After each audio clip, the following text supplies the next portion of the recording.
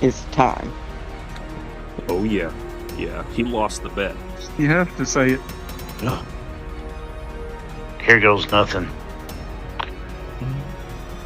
In a world where tectonic plates refuse to mind their own business, where the ground beneath our feet is plotting something, one podcast dares to ask, what was that? An earthquake? Or just my buddy Ryan tripping again? Worth it. All right, ladies and gentlemen, that's what happens when you lose a weather bet on this show. We're adding echo in the post, right? Yeah, I regret everything. Yeah, chill it down, turn it up just so you're rocking with the crew. This is below zero. Jason, Joshua, keep it icy. Ryan sliding, talking spicy. Special guest Cameron in the show. 3, 2, 1. Welcome to below zero. Let's get serious. Ryan, what is an earthquake? A earthquake is the sudden release of energy in the Earth's crust that creates sonic waves. Kind of like your fall. On all serious note, the Earth's outer layer, the lithosphere, is broken into tectonic plates. Shig. They move slowly, but stress builds along fault fractures in the crust. When friction can't hold the stress anymore, it slips. And Yep. boom. So, oh yeah, and then basically energy radiates outward from the hypocenter, and the point underground. That's the point of the underground where the rupture begins. So basically, the epicenter is above it on the surface. Ryan, how many types of plate boundaries are there? 3 major types. Yep. Pirates collide. The pirates separate. Okay. Transform. Pirates slide past each other. Oh yeah, and even the most famous transform fault in the U.S. is San Andreas fault. that's the Pacific plate sliding past the North American plate. And it produced 1906 San Francisco earthquake. Yep. I can feel it. Yeah, and that basically devastated the city. And then later on they had fires, and it made it so much worse. All right, so let's talk magnitude, y'all. Modern measurements use the moment magnitude scale. Oh yeah, it's logarithmic. Meaning each whole number increases equals 10 times greater wave amplitude, and about 32 times the more energy is released. Good Lord. So a 7.0 isn't just 1 point bigger than a 6.0. It's significantly stronger. Magnitude measures energy at the surface. Okay. Oh yeah, intensity measures how strong it feels locally, using the modified Mercalli's intensity scale. Experience depends on distance, depth, and local soil. The largest U.S. earthquake was the 1964 Alaska earthquake, magnitude 9.2. Daggone. Good Lord. Wow. Yeah, and also it was the second largest recorded globally. Now that's a large earthquake. Off the Pacific Northwest coast, a subduction zone could produce a magnitude 9 earthquake and tsunami. Good Lord. Now, could y'all imagine like the size of a tsunami from a 9.0 earthquake? Ooh, I Oh can't man, imagine. that would probably be the size of an Empire State Building. No, it'd be like in the movie, what is it, The Day After Tomorrow? Where you've got Yeah, like, the day after tomorrow. Yeah. you got, what is it, the 60, 80 foot tall tsunami Yeah. just devouring, Yeah. whatever is in its way. Going back, closer to home, we have the new Madrid Seismic Zone. 1811 through 1812, powerful quakes struck Missouri, Arkansas, and Tennessee. Reports say that the Mississippi River briefly flowed backwards. This is the Earth basically saying, let's try this again. Good Lord, y'all. Just to that, Mother Nature took crack. Cameron, Yes. do you prefer storm chasing or earthquakes?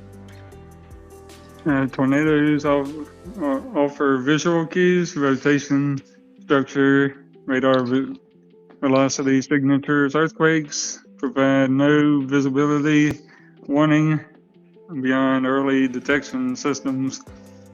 Okay. Just the ground shaking. Mhm. All the warning systems can provide seconds of notice. Absolutely. Tornado warnings can provide minutes. But tornadoes move, earthquakes rupture along entire fault lines at once. It's different kind of chaos. Oh yeah. Oh, I can imagine. majorly. Now, could you? Okay, so going back to imagining, could y'all imagine an earthquake happening during a tornado?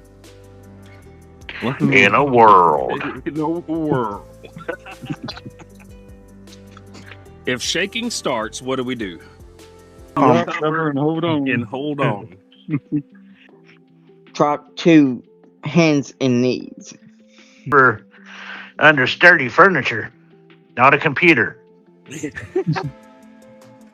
Hold on until the shaking stops. Oh, and avoid doorways unless it's structurally reinforced. All right. If you're living in a single wide mobile home, for the love of God, please do not sit in the middle of Granddaddy's bedroom door. Okay, because that is not structurally reinforced. Exactly. Oh, especially during tornadoes, you would definitely become a part of another world. Another world. That's true. This is the interview section. All right, segment 6. Who wants to ask the first question? All right, I'll ask you. All right, go ahead. All right, Cameron. What got you into storm chasing? Ooh, well, I really got into storm chasing when I was about, I would say, 14. And Yeah. I just liked storms and tracking storms and spotting storms. But yeah, it's really cool. Thought about being a railroad engineer, but nah. And I decided, well, I'll just try the storm and weather, and it just clicked. Oh, that's awesome. Oh yeah, that's pretty cool, man. Next question. What is your most intense or most memorable tornado experience? Ooh, I think it was during Hurricane. I think it was Arthur. I think we had a little spin up, and we had a tall pine tree in the front of our house, and I think it was a spin up that came through, and it kind of blew that over in front of our house. Daggone. Across the road, knocked our power line down, and yeah. That's definitely That's nasty. yeah, nasty, close call. That's for sure. Mm-hmm. Hey, I mean, you got to watch out. You know, when hurricanes come around, it is most difficult to predict. You know, when tornadoes are going to hit because you know the rotation coming around with a hurricane. You know, they come off the waters on land. You really don't know what it's going to do until it gets there. That's true. Yeah. Ryan, you want to go with number 3? Yeah. How do you prepare for a chase? I start by looking at weather models like SPC, like weather.gov, getting information from there, all kinds of weather models, trying to get data, and then I just try to pick the best spot. Right on. Sweet. All right. So, what radar signatures do you look for? If you see a curl in a thunderstorm, or kind of like what we call a hook, that's what we look for. And if you see red and green in the velocity together, touching together, then that's what we look for as well. And we know that there's a tornado. So that's mostly called a hook echo, correct? That is correct. Daggone. What would you think, Cam? What do you think would be the biggest misconception about tornadoes, or like what do people get wrong? You know, about the tornadoes. Yeah, I would say it's between tornadoes and straight line winds, or even downbursts. They would kind of get those confused between tornado damage and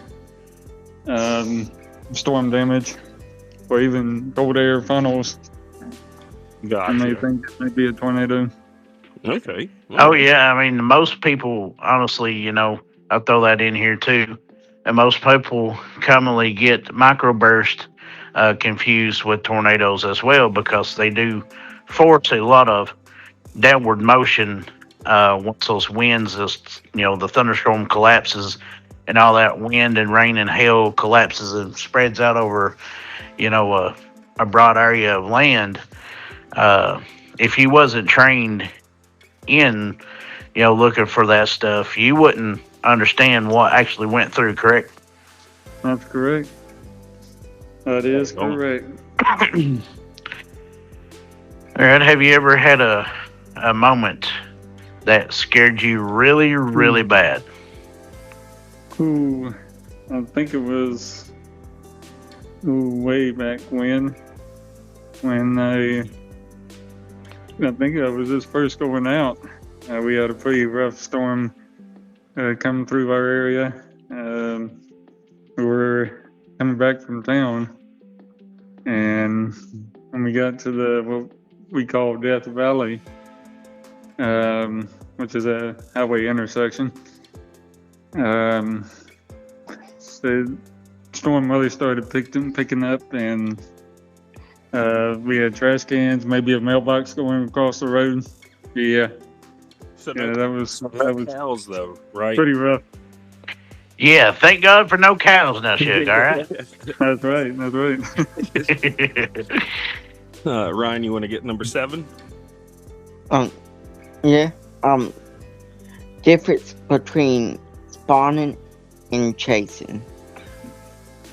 Yeah, the difference between spotting would be and chasing would be spotting would be kind of sitting in one place, and monitoring the storm that way. As far as chasing, you are actually trying to follow the storm, and you're actually going after the storm. That's the difference. Okay. I mean, quick question. Do you have to be in the field to be spotting, or are you able to spot from home? Is that a thing?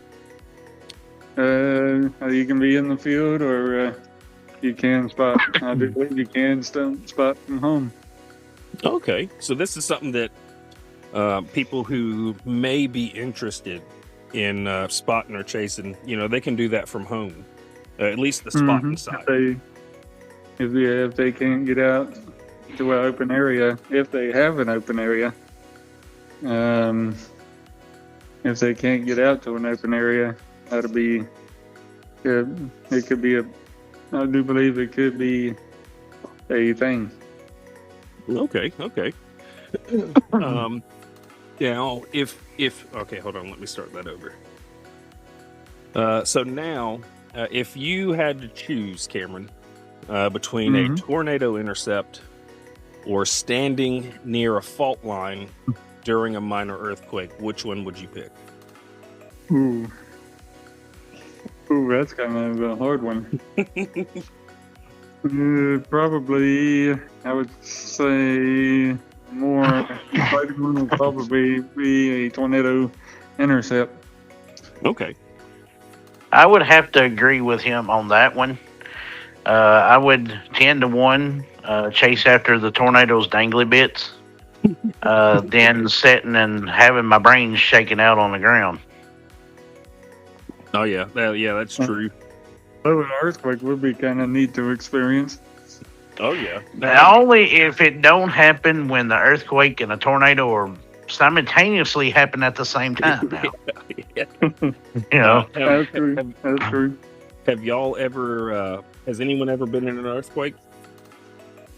I have. Okay, I think I have once. Rebecca and I were in one here in Wilson County. It was like a 1.5, I think it was. And North Carolina isn't really prone to earthquakes. No. And see, neither is Kentucky, but think about it. Where I'm in the mountains here, I'm in eastern Kentucky.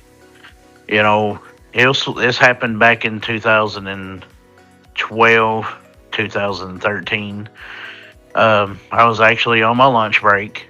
Was working for an asphalt company, and I thought one of my bosses was messing around with my car because this thing, my vehicle was shaking violently.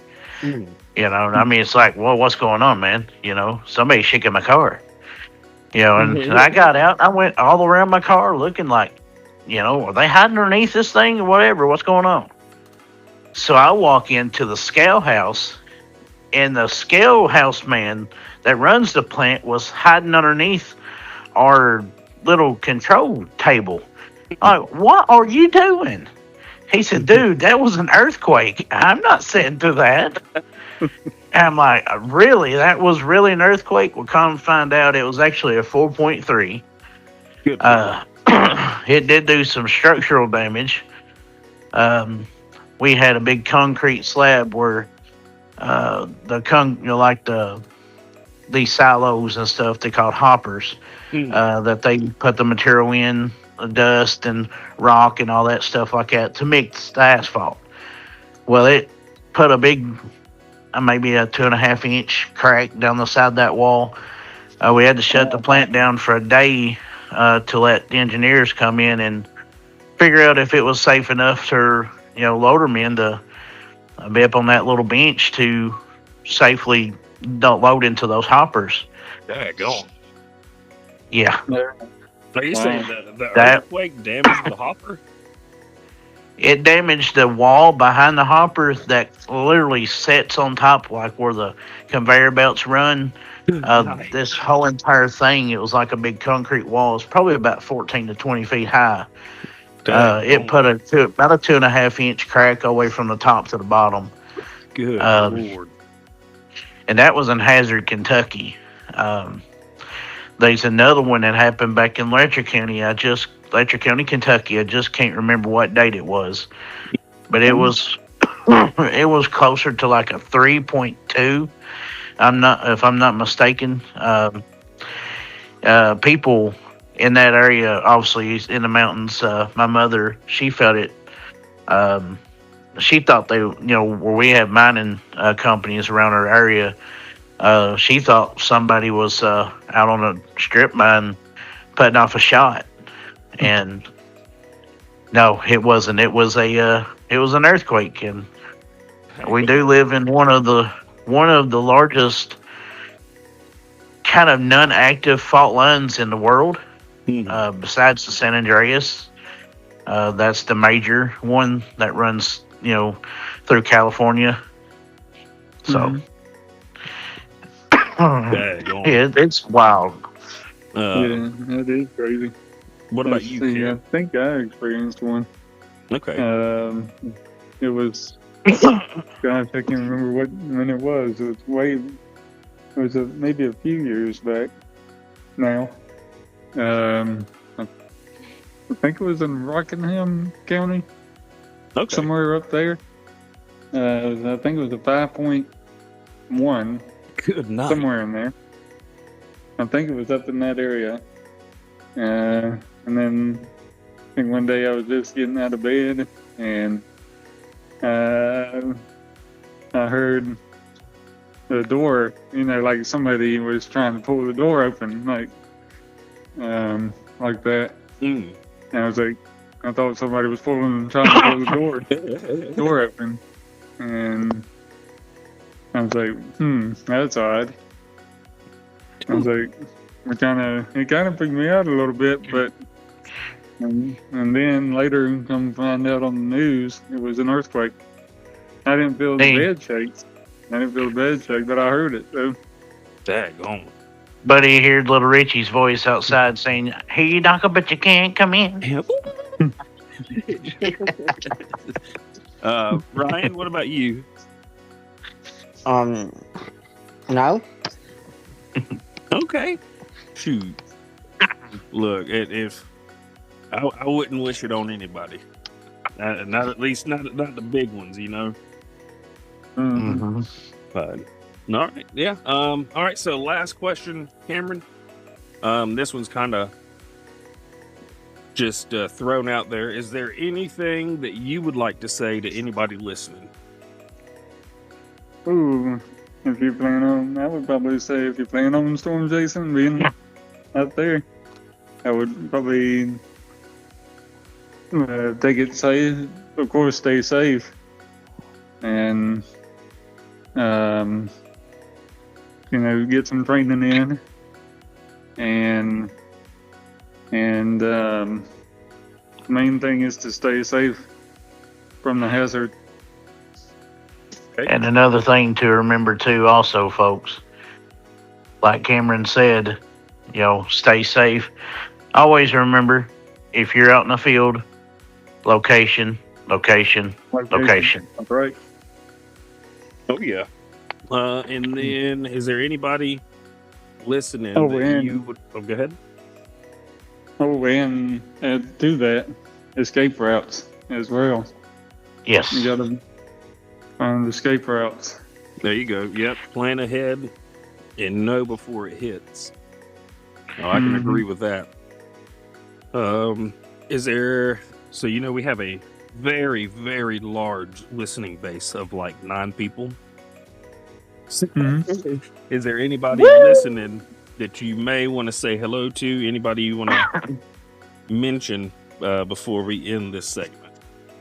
Ooh, I'd like to mention, say a shout out to some folks listening from work, the coffee shop.